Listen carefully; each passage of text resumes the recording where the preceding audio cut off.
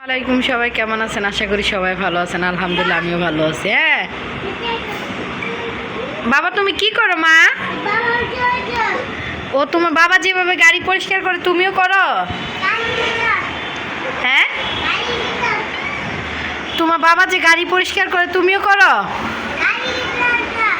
আসলে গাড়ির ভিতরে হইলো একটু পানি পড়ছে, তো সেই পানিগুলা মুছতেছে। আমার বলতেছে মা পিতা পিতা, মানে পানি পড়ছে সেটা তো বলতে পারে না, পিতা বলতেছে। তো আমি বললাম যে ওই এইখানে গেঞ্জি আছে, এইখানে গেঞ্জিটা দিয়ে মোছো।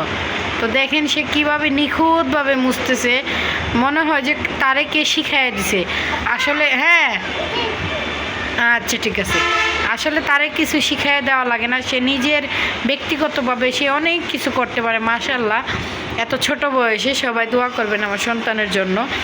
আর ছোট থাকতেই কিছু শিখাইলে বাচ্চারা শিখে, আর বড় হওয়ার পরে যদি শেখানোর চেষ্টা করেন তখন কিন্তু শিখতে চায় না। এগুলো অনেক বাচ্চারাই, যেমন ছোট থাকতে ভাত ফালাইও না, গুছায় খাও, এলোমেলো করো না। হ্যাঁ হ্যাঁ হ্যাঁ, ভাত খেয়েছো সিম দিয়া, মানে ডিম দিয়া ভাত খেয়েছি সেটা বলতেছে।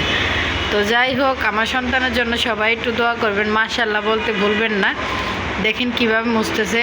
আসলে ওর বাবা যে গাড়ি ঘোড়া এই পরিষ্কার করে মুছে। হ্যাঁ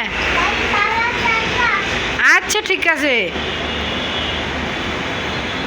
দেখেন পরিষ্কার করার নমুনাটা দেখেন খালি, আর পরিষ্কার করার দরকার নাই।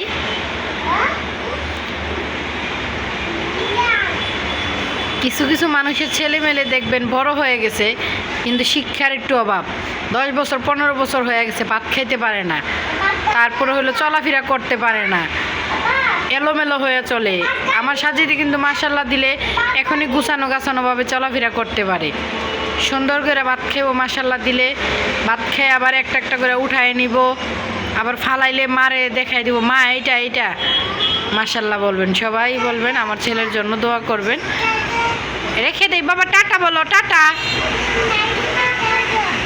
আচ্ছা টাটা।